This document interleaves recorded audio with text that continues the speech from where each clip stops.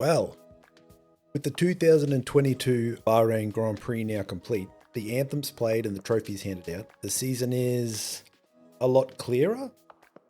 The season really kicked off with what I call a cracker of a race. I know some didn't find it as exciting as hoped or promised, but I think seeing where all the teams were running during the race, how well certain teams were or weren't, McLaren, performing was super interesting. Not to mention the wild ending that saw Gasly's AlphaTauri catch on fire due to some kind of failure resulting in a safety car. Then the constant complaining from Max about his steering amplifying into a retirement due to power issues. And then on the final lap, Checo having a total failure on turn 1, causing him to spin and promote Sainz to P2 and miraculously Hamilton to P3. Sergio Perez has lost it on turn 2! Oddly enough, as a result, Hamilton now currently has a larger points lead over Max than he did at any point last year in the championship. Not that it means a lot, as Mercedes showed they are clearly not quite on pace to win races this year. So what were the real takeaways from Bahrain? Firstly, and I bring it up because it's close to my poor, sad, broken heart, McLaren are terrible. Now I love McLaren, partly because Dan Ricciardo drives for them, and he's my Aussie brother, but also because they're a legendary F1 institution who really look like they were on the move back to the top of the grid this year. The new regulations gave them the opportunity to claw back some ground against the likes of Mercedes and Red Bull, and it really seemed like this could be their year. All those hopes are now, however, gone, as we watch Dan and Lando both run in the bottom 4 for the majority of the race. The bottom 4, not the back of the mid-pack or the back of the front pack, the back of the back. Anyway, after the race, both drivers essentially said the same thing. The cars just don't have it yet. The only positive takeaway from the race was that they both got the total race distance worth of laps in.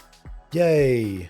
Which was good for analysis and testing. Both said that there are things that can be done to improve how they are at the moment, but that nothing groundbreaking will happen soon, as the problems are complex and numerous. They do expect to run a little better in Saudi, as the track has more fast and middle pace corners, which the car is better suited for, but still, not to expect too much. Moving on from that misery, the rest of the field was actually super varied, interesting and exciting. Haas killed it and made incredible improvements, with Magnussen finishing 5th. Like 5th, and even Schumacher finishing at P11. While not in the points, it was his best finish to date, one spot better than last year in Hungary. However, the difference being in Hungary, he only beat one other driver, as there were 7 retirements. In Bahrain, there are only 3 retirements, which means Mick beat out 6 other drivers while carrying damage throughout the entire race, after Esteban Ocon spun Mick on the first lap and damaged his rear. Other great results were Alpine finishing 7th and 9th, with Ocon and Alonso respectively both running well, and the Alphas of Bottas and Zhou finishing 6th and 10th. Bottas managing a great result in his first drive for the new team, and Zhou getting a point in his debut race, which is almost unheard of in modern F1, and only the second rookie since 2016 to do such a thing. Up front, Ferrari showed they were the team to beat, with Leclerc finishing first after some great racing against Max, and Sainz finishing second after the Perez failure. However, in Saudi, I'd expect Ferrari and Red Bull to be even closer, with the high-speed corners complementing the Red Bull's new design even more. Red Bull showed in Bahrain to be much faster than Ferrari through the speed traps, and the higher downforce track of Saudi will play to Red Bull's strengths.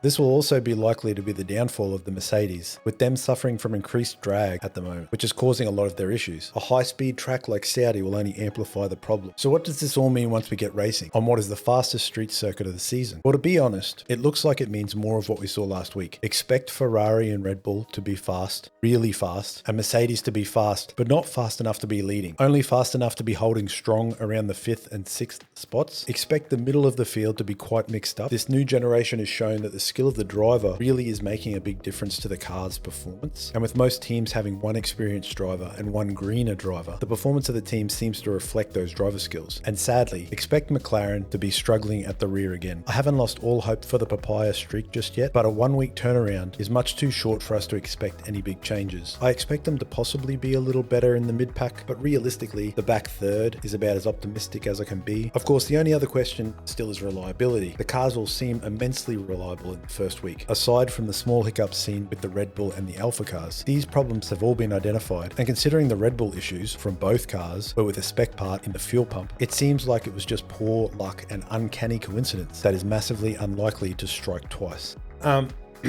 So look, I've been making this video all week and chasing my tail as usual, but what has happened in the last 24 hours is pretty mind-blowing, upsetting, dumbfounding. To be honest, I don't actually know how best to describe the feeling around it all. During first free practice, there was a missile attack on an Aramco oil facility, Aramco being a sponsor of the F1, in the city of Jeddah, about 7 miles away from the track. Free practice completed as normal, with second free practice delayed about 15 minutes due to meetings between teams, drivers and officials. Further meetings were held last night after the second free practice practice ended. The news out this morning is that the track security has been amplified and guaranteed. But now, a few hours later, a report from BBC Sport has suggested that multiple drivers were not comfortable with going ahead and wanted to cancel the race. However, after receiving further information from bosses, the race will go ahead. Among these considerations was the potential impact that calling off the race might have. These being that there could be delays to personnel or freight leaving the country. I'll read that again. Calling off the race could result in personnel freight being delayed leaving the country. The meeting held with the teams last night included government officials, and all the wording sounds possibly like the race has to go ahead to guarantee the smooth departure of all involved from Saudi Arabia post-race. If this is true, this has become a whole other story, and also I'll suggest is the end of the Saudi Arabian Grand Prix once this weekend is completed. So yeah, scary to say the least. So I guess watch the race if you can stomach it, support the drivers, the teams, and the sport that, you know, all of us care so much about, and hopefully this is the most uneventful race of the calendar. We see everyone safely in Melbourne in 2 weeks' time, and yeah, really, I don't really know what else to say. Thanks, guys.